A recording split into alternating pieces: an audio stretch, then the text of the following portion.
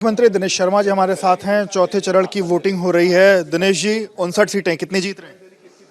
देखिए आज का चुनाव में मैं पहले तो कहूँगा सब लोग अपने मतदान का प्रयोग करें ज़्यादा से ज़्यादा। ये चुनावी महायज्ञ है, इसकी आहुति सारे लोग दें। और मैं इतना ही कह सकता हूँ जो हमारी विजय यात्रा है उसकी गति बहुत तेज से बढ़ती जा रही। और मैं समझता हूँ कि चुनाव चौथा चरण समाप्त होते होते भारतीय जनता पार्टी अपनी विजय का दोहरा शतक और विपक्ष अपनी हार का दोहरा शतक की ओर बढ़ेगी। और भारतीय जनता पार्टी अपना रिकॉर्ड स्वयं तोड़ेगी। और मुझको लगता है कि इस प्रकार का पहला चुनाव है जो जनता स्वयं लड़ रही है। और जनता का जिस प्रकार सकारात्मक रुख है वो मोदी जी और योगी जी का जो समन्वय है, आप कहीं भी चुनाव क्षेत्र में जाइए, हर घर में मोदी आपको दिखाई पड़ेंगे, मोदी जी दिखाई पड़ेंगे। इनकम्बेंसी जैसी कोई बात आपको नहीं? ये प्रो इनकम्बेंसी दिखाई पड़ती है और छोटी मोटी नहीं दिखाई पड़ती है। इतना सहज और इतना जिसको कहें सकारात्मक चुनाव पहले उत्तर प्रदेश में देखने में नहीं आया है।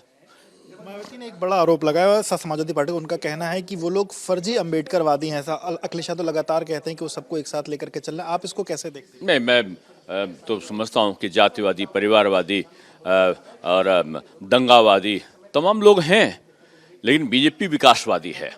और विकासवादी के आधार पर, विकास के आधार पर हम काम भी करते हैं, चुनाव भी लड़ते हैं। आप भी आश्वस्त हैं, अखिलेश भी आश्वस्त हैं। वो कह रहे हैं चौथे चरण पे आज वो अपना जो मार्जिन है 202 का, वो उसको पार करके कहीं ना कहीं हमें थोड़ा सा अंतर है। हम जीत के प्रति आश्वस्त हैं और कुछ लोग हैं जो हार के प्रति आश्वस्त हैं।